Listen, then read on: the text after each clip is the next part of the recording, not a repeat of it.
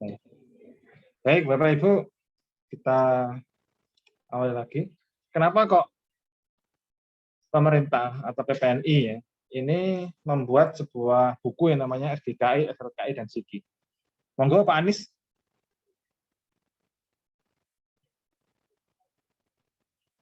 Atau yang lainnya, Bapak Ibu yang lainnya. Karena apa nih? Jadi yang dimaksud dengan SDKI itu adalah standar diagnosa ya, keperawatan Indonesia. Yang dimaksud dengan SLKI itu adalah standar luaran perawatan Indonesia. Ya. Dan dimaksud SIGI itu adalah standar intervensi keperawatan Indonesia. Nah, kenapa kok PPNI ya pada tahun 2016 merancang namanya buku SDKI, SLKI, dan SIGI? Itu karena adalah tujuannya untuk menstandarkan yang namanya diagnosa, ya. Menstandarkan yang namanya perawatan atau intervensi perawatan, menstandarkan yang namanya luaran. Ya. Nah, tujuan utamanya adalah supaya perawat di Indonesia mempunyai acuan sendiri. Ya. Tidak lagi acuannya itu adalah acuannya dari luar, ya. Acuannya dari dari Amerika dan sebagainya. Nah, itu adalah dari Amerika. Nah, kenapa kok kita tidak boleh memakai yang dari Amerika? Ya, Bapak Ibu, karena di situ kriteria dan culture-nya berbeda dengan yang ada di Indonesia. Jadi kalau yang ada di Indonesia, contoh Jawa dan Madura saja sudah berbeda. Ya. Dan yang lebih lanjut lagi, yang paling urgent lagi adalah apabila nanti Bapak Ibu ya kita tidak inginkan terjadi suatu konflik ya, sehingga ada di meja hijau ya. Nah, ketika ada di meja hijau kita punya yang namanya standar diagnosa, tidak lagi punyanya orang lain ya, tidak lagi punyanya Nanda atau punyanya Niknov ya. Kita sudah punya sendiri yang namanya SIGI dan standar luaran dan standar diagnosa. Jadi seperti itu.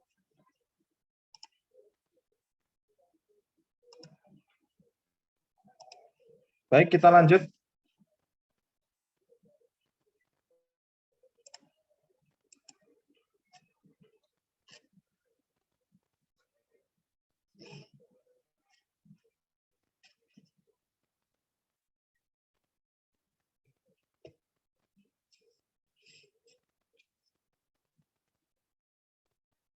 Ini adalah lingkup bahasan kita, Bapak Ibu.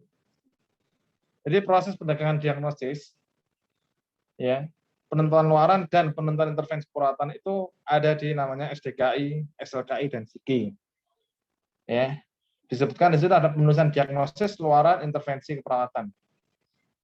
Di situ ada aplikasi penegakan diagnosis. Ya. Jadi diagnosis itu ditentukan dari mana? Ditentukan dari yang namanya SDKI. Oke. Jadi seperti itu. Monggo, ada yang punya SDKI Bapak Ibu? Punya semua atau punya sebagian?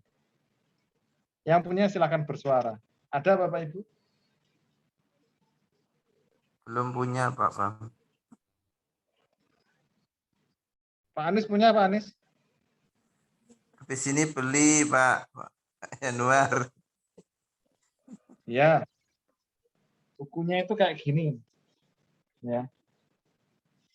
Jadi bukunya itu yang seperti ini, kalau bisa beli yang ada hologramnya.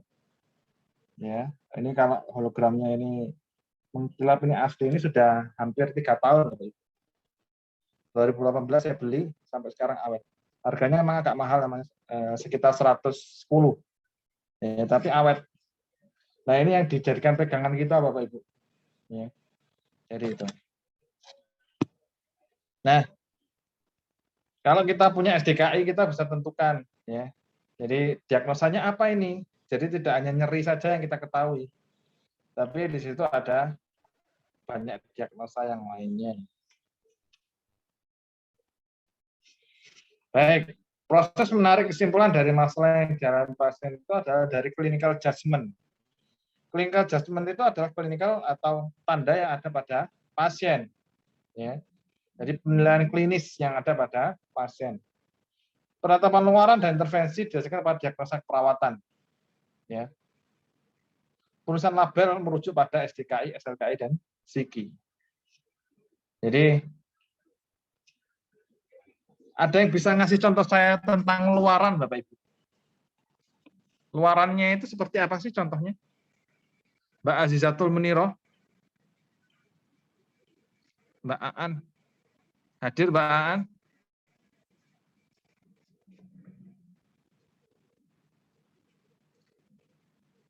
Bu Nur Fajriatul Hasanah?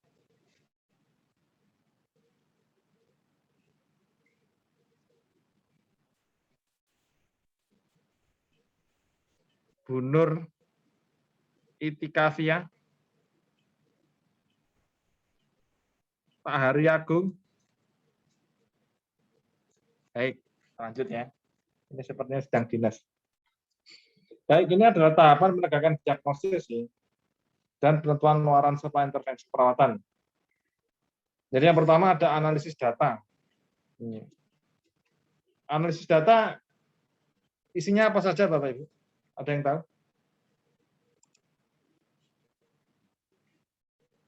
Halo? Yang bisa mendengar suara saya? Data subjektif dan data objektif, Pak. Baik, data subjektif dan data objektif. Subjektif contohnya kayak gimana sih Pak Anies?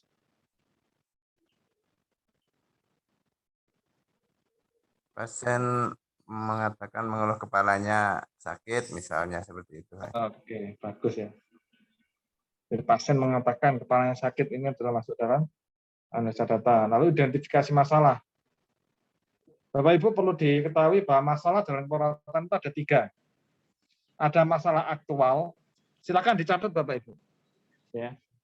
Masalah aktual itu terdiri dari problem, etiologi, dan simptom.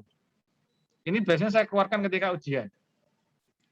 Jadi di situ ada problem, etiologi, dan simptom.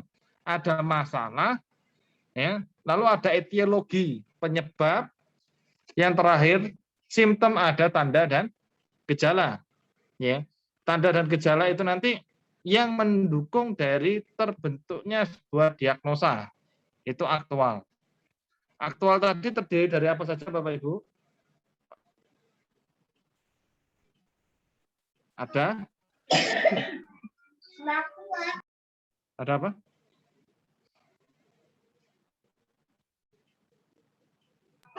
Ya, yang pertama ada problem, ada etiologi, dan ada simptom. Baik. Yang kedua ada resiko. Resiko ini silakan dicatat ya. Rumusnya itu adalah problem dan faktor resiko. Ya. Problem ya, dibuktikan dengan faktor resiko. Itu adalah rumusnya. Kalau promkes di sini adalah problem dan tanda gejala. Jadi itu. Perumusan diagnosis itu ada aktual, ya, ada resiko dan promkes. Ya. Aktual di situ tadi apa rumusnya Bapak Ibu? Biar ngelontok ya. Aktual apa rumusnya? Problem, etiologi, simptom. Problem, etiologi, dan Simptom. simptom. Kalau resiko apa tadi? Problem sama faktor resiko. Promkes tadi apa Pak Anies? Promkesnya itu simptom saja salah, Pak. Problem dan tanda gejala kalau promkes ya. Baik, itu perumusan diagnosis. Lalu penentuan luaran Bapak Ibu. Penentuan luaran itu ya adalah indikator keberhasilan dari tindakan Bapak Ibu. Kalau Bapak Ibu nyuntik ya, indikator kesembuhannya apa? Indikator keberhasilannya apa? Contoh, Pak Anies masukkan anti nyeri. Ya. Luaran yang diharapkan apa Pak Anies? Setelah diberikan injeksi, keluhan nyerinya menurun, Pak. Ya, bagus. Ya, jadi setelah dilakukan atau diberikan injeksi, ya, maka pasien mengatakan ya, nyerinya menurun. Itu yang pertama. Objektifnya pasien tidak menyeringai, contohnya seperti itu. Itu adalah luaran. Ya. Lalu yang berikutnya ada yang namanya intervensi. Intervensi itu silakan dicatat Pak Anies dan Bapak Ibu yang lainnya. Ini yang nanggepi saya Pak Anies saja. Biasanya sering sebut Pak Anies. Yang namanya intervensi keperawatan itu ada yang namanya O. O itu adalah observasi. Ada yang namanya T. T itu adalah terapeutik. Ya. T. Jadi O dan T, lalu berikutnya ada E. E itu adalah edukasi. Yang terakhir adalah kolaborasi. Jadi disingkat O, T, E, dan K. Itu adalah intervensi. Melakukan intervensi apapun, itu selalu ada O, T, E, dan K. O-nya observasi, T-nya itu adalah terapeutik, E-nya itu adalah edukasi, K-nya itu adalah kolaborasi. O, observasi, tanda-tanda vital. Apanya yang diobservasi? Tanda dan gejalanya. Observasi nyeri, observasi skala nyeri, itu O. Intervensi yang pertama. Ya, bisa dikembangkan observasi yang lainnya. Lalu yang berikutnya adalah T, terapeutik. Terapi di sini adalah bukan terapi obat, tapi terapi keperawatan. Contohnya adalah memberikan kompres hangat ya, pada pasien yang mengalami nyeri. Contohnya seperti itu. Itu adalah T atau terapeutik. Lalu berikutnya ada E, edukasi. E di sini ada edukasi, memberikan satu health education tentang penyakit. Ya. Kemarin kita sudah belajar tentang 5 fungsi keluarga. Salah satunya adalah keluarga mampu untuk mengambil keputusan tentang intervensi yang akan dilakukan. Itu adalah health education. Health education dari siapa? Dari perawat, bukan education. Yang terakhir adalah K, kolaborasi. Nah, di sini kolaborasi pemberian obat, ya, yang mana dibutuhkan untuk kolaborasi. Jadi seperti itu, ya. Jadi ada O, observasi, T, terapeutik, E, edukasi, K adalah kolaboratif.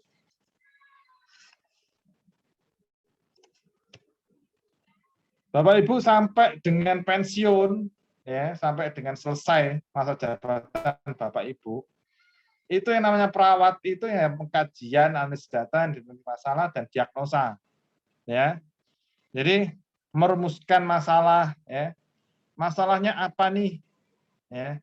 Bukan masalah itu adalah masalah medis. Oh, masalahnya si Amamai, masalahnya febris, ya. Masalahnya walaupun febris itu di ada ya, namanya hipertermi. Lalu masalah berikutnya ada apendik. Itu adalah bukan masalah perawatan, Bapak Ibu. Itu adalah masalah medis, ya, atau masalah atau diagnosa dokteran. Nah, masalah yang dari keperawatan itu adalah ya tadi. Silakan nanti dibeli buku ini ya, dibaca-baca. Apa sih diagnosa keperawatan yang ada itu? Ya, jadi seperti itu ya. Menentukan pengkajiannya, ya, dianalisis masalahnya apa, lalu diidentifikasi masalah, lalu perumusan diagnosa. Jadi seperti itu. Berdasarkan rumus tadi, ya, ada yang namanya problem, etiologi, dan simptom itu adalah aktual. Ya. Lalu berikutnya ada yang namanya resiko, ya, atau ya resiko ya. Itu adalah faktor resiko. Problem dan faktor resiko. Lalu berikutnya ada yang namanya promkes, problem dan tanda gejala. Jadi seperti itu. Jadi ini adalah jenis diagnosis ya. Ada namanya diagnosis negatif dan positif. Diagnosis negatif ini adalah khusus untuk pasien-pasien yang mengalami fase kuratif dan rehabilitatif. Ya. Pasien-pasien yang mengalami kuratif dan rehabilitatif. Jadi ketika rehabilitatif dan kuratif di sini masuknya adalah di aktual dan adalah maksudnya di negatif, khususnya di aktual dan risiko. Nah, kalau masih dalam kategori sehat, ya, maka upayanya adalah promotif dan preventif. Yang dimaksud di situ adalah positif. maka diagnosisnya adalah diagnosis promkes. Contohnya, Bapak Ibu, ini saya contohkan. Dalam sebuah masyarakat, ya, sebuah keluarga, didapatkan pasien, ya, didapatkan keluarga tersebut mengalami satu penyakit, ya, DBD. Nah, penyakit DBD di sini atau terkena kasus medis itu adalah DBD. Ya. Kalau keperawatan bisa saja hipertermi atau yang lainnya, ya, perfusi jaringan dan sebagainya. Nah, kalau yang di sebelahnya atau yang lainnya, tangganya masyarakat sekitar, itu adalah masalahnya adalah masalah positif promkes. Kenapa masalah positif? Ya, dikhawatirkan, ya, masyarakat sekitar itu terkena DBD karena nyamuk yang menginfeksi pasien tersebut, sehingga sehingga dikhawatirkan terkena DBD. Makanya di situ diagnosisnya adalah promkes. Jadi seperti itu. Ini adalah jenis, ya, atau indikator diagnosis. Ada diagnosis resiko, ada diagnosis aktual, ya, ada diagnosis promkes. Jadi kalau diagnosis aktual itu adalah problem, etiologi, dan simptom. Kalau diagnosis resiko itu adalah problem dan faktor resiko. Ya. Kalau diagnosis promkes adalah problem dan promkes. Tanda gejala. Tanda dan gejala. Ya. Jadi seperti itu. Ini ada pada diagnosis perawatan, nanti silakan dibuka, Bapak Ibu. Ada jenis-jenis klasifikasi dari diagnosis. Ini adalah klasifikasi mayor dan minornya, Bapak Ibu. Nanti di SDKI ada tanda mayor, ada tanda minor. Kalau tanda mayor berarti apa tuh? Artinya? Apa artinya tanda mayor?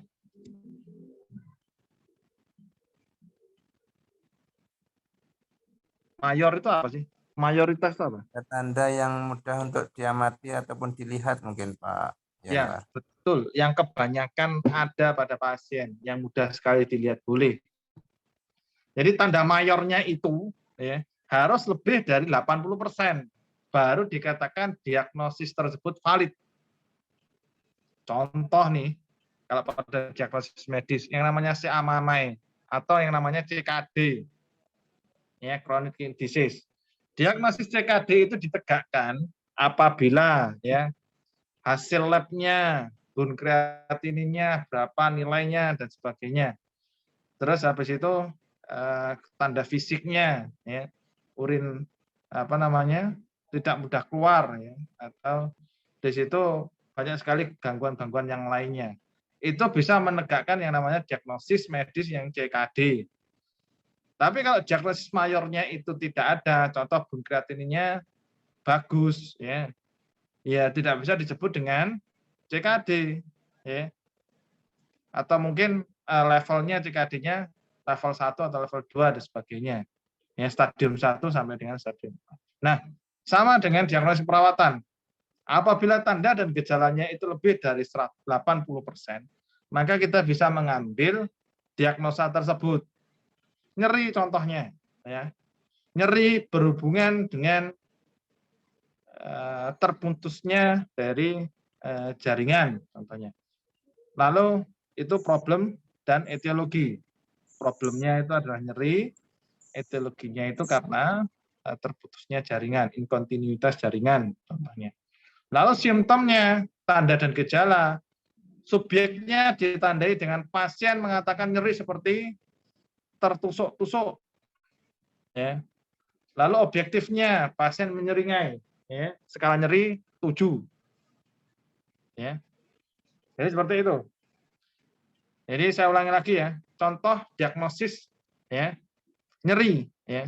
Problemnya adalah nyeri. Lalu etiologinya adalah penyebabnya adalah terputusnya kontinuitas jaringan. Simptomnya itu adalah subjektifnya ditandai dengan pasien mengatakan nyeri, lalu objektifnya adalah pasien menyeringai, ya, memegang daerah yang sakit, ya, lalu skala nyeri 5, TTV sekian dan sebagainya. Nah, apabila sudah memenuhi itu, ya, seperti yang ada di SDKI, maka itu sudah termasuk dalam gejala, dalam masuk masalah nyeri, ya, diagnosis nyeri. Jadi seperti itu. Ya. Jadi untuk menentukan diagnosis kita harus tahu tanda mayornya yang ada pada SDKI, lalu tanda minornya yang ada pada SDKI, sehingga kita menyimpulkan, oh, diagnosisnya nyeri berhubungan dengan terputusnya incontinence jaringan, ya, ditandai dengan pasien seperti ini. Jadi seperti itu. Ini adalah rumusnya tadi Pak Anies, yang Pak Anies tadi bisa, ya. Diagnosis aktual, ya, itu rumusnya adalah masalah atau problem berhubungan dengan etiologi atau penyebab ditandai dengan tanda gejala. Tanda gejala tadi ada berapa tadi? Sebelum ini tadi Bapak Ibu. Ada tanda gejala apa saja?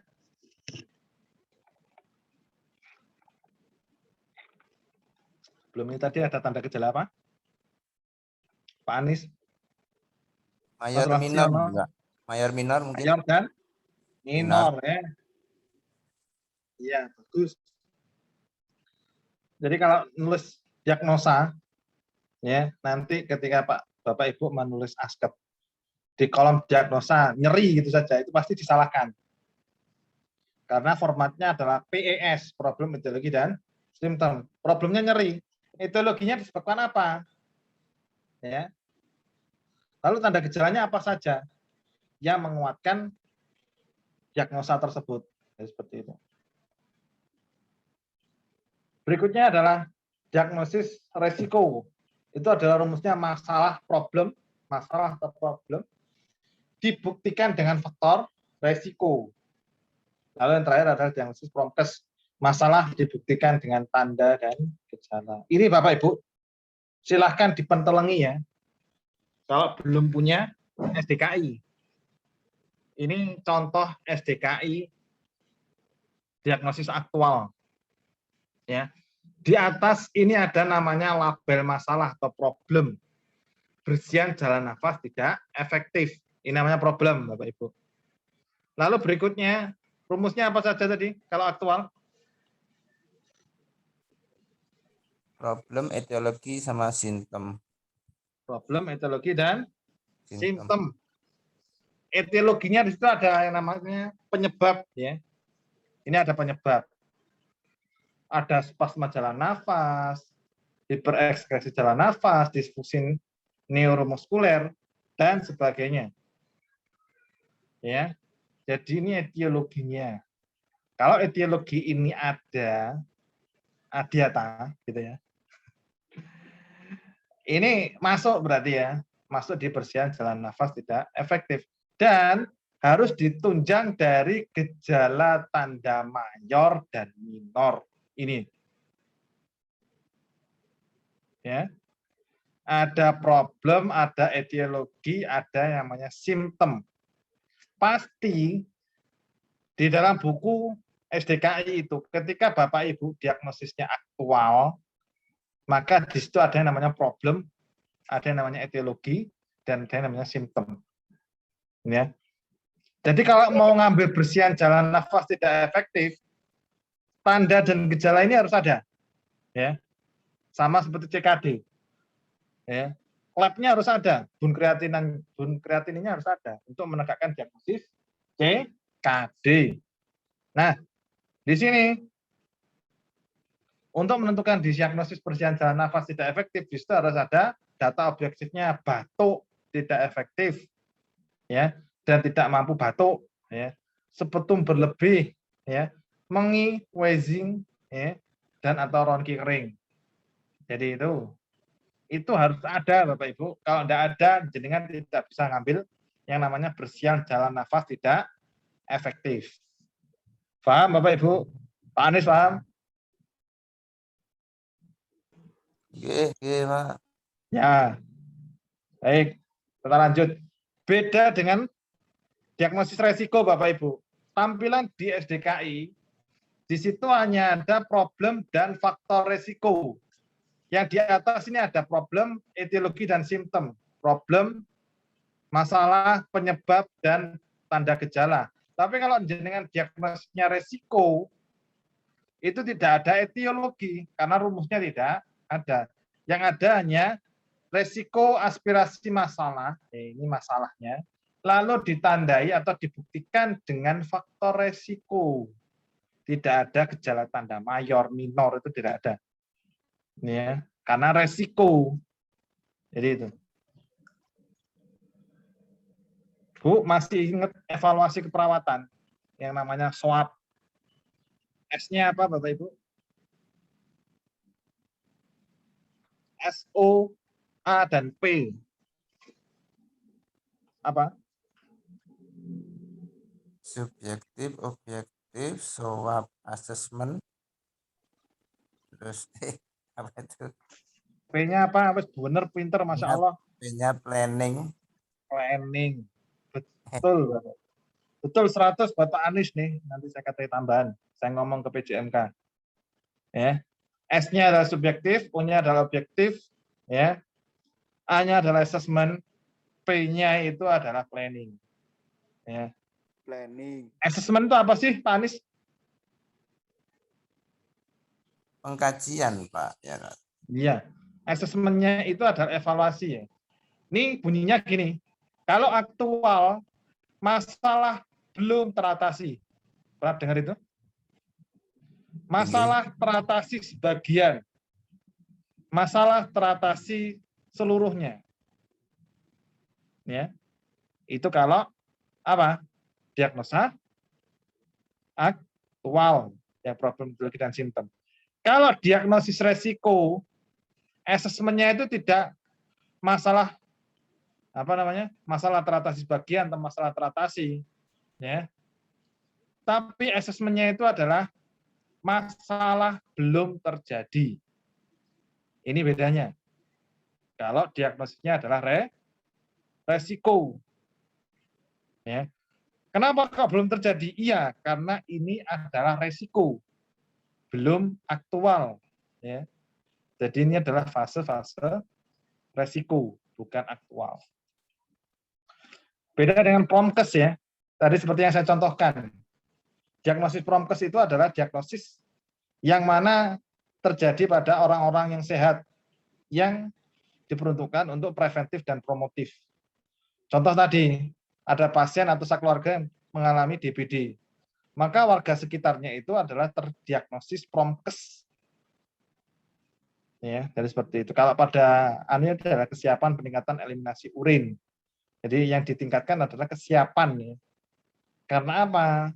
Karena di situ ada suatu penyakit yang menyebabkan terjadinya eliminasi urin. Jadi itu. Ini belum terjadi eliminasi urin. Jadi itu. Baik, sampai di sini ada yang tanyakan, Bapak Ibu? Basicnya itu tadi.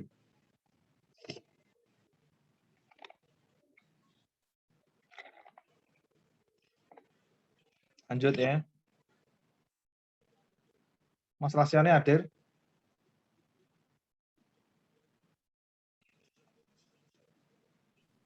Hadir Pak, hadir. Ya. Baik.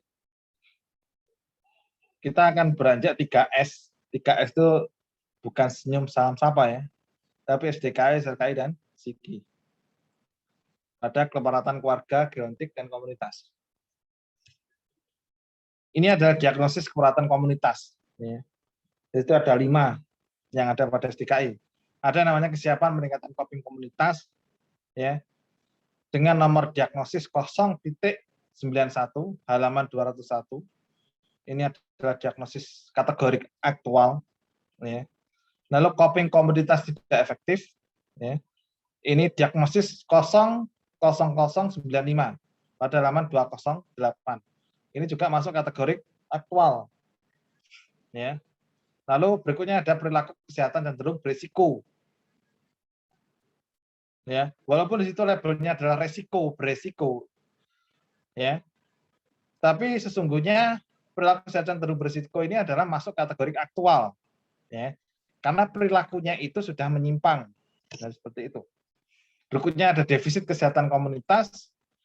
Terakhir adalah defisit pengetahuan dengan kode D.011 pada halaman 246. Ini adalah beberapa diagnosis SDKI, Bapak Ibu, yang diperuntukkan untuk aspek keluarga. Ada yang namanya kesiapan peningkatan coping keluarga. Apa yang dimaksud coping, Bapak Ibu? Apa itu coping? Terus diajari Pak Munib kayaknya. Apa itu coping? Teknik untuk menyelesaikan masalah, Pak Januar. Teknik untuk menyelesaikan masalah. Excellent ini jawabannya, luar biasa. Jadi setiap orang itu pasti punya stresor atau masalah. Nah, masalah ini nanti dikategorikan apakah dia mampu menyelesaikan masalah atau tidak. Ya. Jadi masalah itu selalu ada. Masalah ini dikategorikan apakah dia menerima dengan baik atau tidak. Copingnya baik atau copingnya tidak baik. Ya. Kalau copingnya baik, dia akan mampu menyelesaikan permasalahan itu. Ya. Dengan apa? Dengan melakukan tindakan yang sesuai dengan permasalahannya. Atau minimal dia bisa meredam dari permasalahan itu. Itu namanya coping efektif. Lalu berikutnya ada yang coping yang tidak efektif. Yang mana ketika ada masalah, menyebabkan dia itu stres. Stres itu ada dua, ada stres fisiologis dan stres patologis. Kalau stres fisiologis ini, namanya fisiologis ya, kita wajar ya, kalau stres ada ulangan contohnya. Contohnya Pak Anies ini saya tunjuk, Pak Anies apa Pak Anies? Kan stres awalnya. Tapi setelah bisa menjawab kan tidak stres, karena tahu jawabannya. Nah, kalau patogenik ya, atau patologis, itu dia berkelanjutan. Dia tidak mampu menyelesaikan stres, akhirnya apa? Dia mengalami stres yang berkelanjutan menjadi anxiety. Ya, ansietas. Sehingga ketika ansietas bisa saja dia depresi, bisa saja dia mengalami skizofrenia. Itu adalah muaranya. Jadi itu ya, Bapak Ibu, ada kesiapan peningkatan coping. Lalu berikutnya ada ketidakmampuan coping keluarga. Ini adalah diagnosis Promkes. Ya. Itu nomor diagnosis 0090. Ya.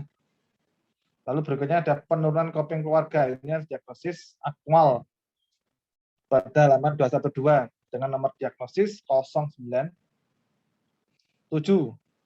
Lalu yang keempat ada namanya perilaku kesehatan cenderung beresiko. Ini juga sama ya seperti tadi ya. Resiko, tapi dia tidak masuk dalam kategori resiko, dia masuk dalam kategori aktual. Ini saya terangkan satu-satu harusnya. Kalau Bapak Ibu punya yang namanya buku SDKI, kalau jenengan tidak pegang SDKI, ya saya berat untuk menerangkan karena penjenengan tidak bawa bukunya, jadi tidak bisa melihat. Kalau saya pas ngisi pelatihan tentang SDKI, Psiki dan SDKI, maka saya wajibkan untuk membawa SDKI. Karena apa? Karena untuk melihat tanda gejalanya apa saja, ya, lalu penyebabnya apa, itu bisa tahu. Tapi kalau seperti ini, saya terangkan sampai nanti jam 6, itu yang tidak paham. Karena Bapak Ibu tidak membawa SDKI. Next, ini kayaknya pertemuan terakhir tapi. Ya, semoga nanti ada kesempatan untuk bertemu. Nah, di situ ada namanya change ya. Jenengan bawa bukunya, lalu saya bahas sehingga menarik ya, sehingga jenengan akan paham tentang diagnosis itu.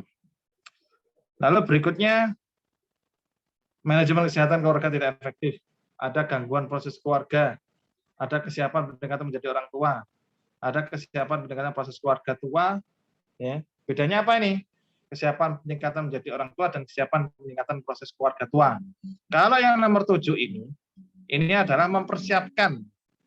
Jadi ada orang atau ada suami istri yang baru mempunyai anak, maka diagnosisnya adalah ini. Kesiapan peningkatan menjadi orang tua. Ini adalah jenis diagnosis Promkes. Lalu berikutnya ada kesiapan peningkatan proses keluarga tua. Ini adalah satu keluarga dengan seorang lansia. Ya. Jadi satu istri, 2 anak plus 1 ibu atau lansia. Jadi seperti itu. Lalu ketegangan peran memberi asuhan. Ya. Berikutnya ada penampilan peran tidak efektif. 11 ada pencapaian peran menjadi orang tua. Ya.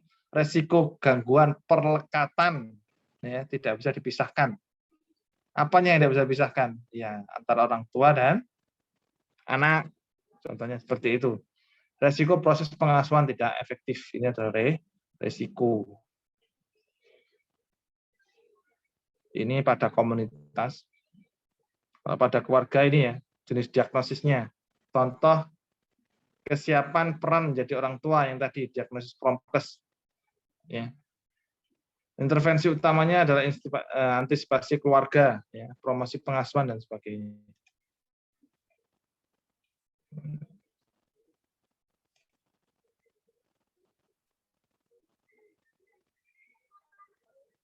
Nah, ini contohnya intervensi pada gerontik. Bisa terlihat ya. Monggo dibesarkan layarnya kalau tidak terlihat. Ya.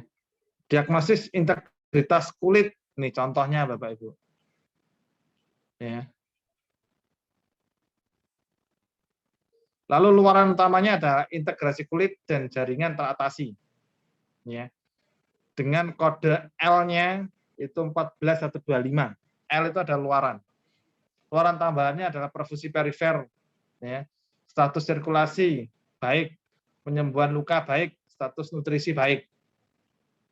Ya. Intervensi utamanya adalah perawatan integritas kulit, perawatan luka. Intervensi pendukungnya adalah dukungan perawatan diri, edukasi, manajemen nyeri, dan pemberian obat. Ya. Ini adalah clear-nya ya, Bapak Ibu. Di sini ada O, observasi. Ya. Ini turunan dari yang di atas tadi. Identifikasi penyebab gangguan integritas kulit. Ya. Diobservasi. Lalu ada T, ya, terapeutiknya ubah posisi tiap 2 jam. Lakukan pemijatan pada area penonjolan tulang. Ya. Gunakan produk berbahan dan sebagainya. Itu adalah terapeutiknya secara perawatan. Lalu edukasinya, anjurkan menggunakan pelembab, ya, anjurkan minum air dan sebagainya. Di situ ada kolaborasinya adalah pemberian obat. Jadi seperti itu. Baik, sampai di sini ada yang tanyakan Bapak Ibu? Monggo bertanya. Kalau tidak bertanya, nanti sesat. Enggak ya. Monggo. Jadi kasus gerontik boleh, kasus keluarga boleh, kasus komunitas boleh. Karena habis ini kita masuk komunitas ya. Ada yang tanyakan?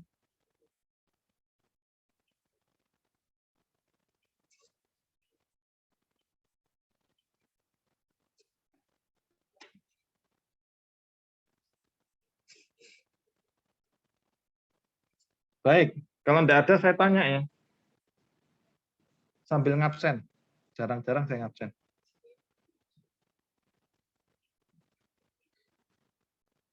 Bu Nur Fajriatul hadir? Hadir, Pak. Bu Misi Gita hadir? Hadir, Pak. Hadir. Ya. Bu Nuari Lalif, Bu atau Pak ini? Bu Nuari Alif Hadir. hadir ya. Bu Azizatul Miro. Hadir, Pak. Pak Ian Suharso. Hadir, Pak. Ya. Pak Ian, dari mana Pak Ian? Sumber Asri. Paham ya Pak Ian yang saya sampaikan tadi tentang diagnosa? Sedikit paham. Ya, bisa menerapkan nanti ya di puskesmas atau Di Geraha nih. Puskesmas, Pak. Ya, di Puskesmas.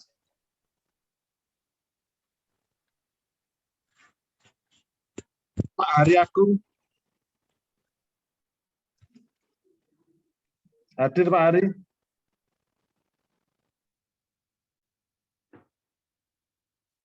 Anita, Bu Anita, hadir.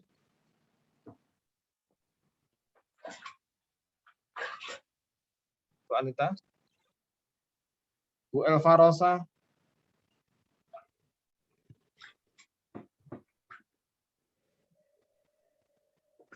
Bu Elva Rosa hadir. Bu Indah Kurnia. Hadir, Pak. Puskesmas atau Geraha, Bu? Geraha, Pak. Bu Reni. Hadir, Bu Reni.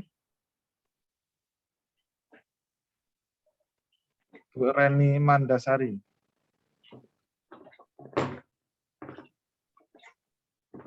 Bu Siti Zulaiha. Siti Aziza.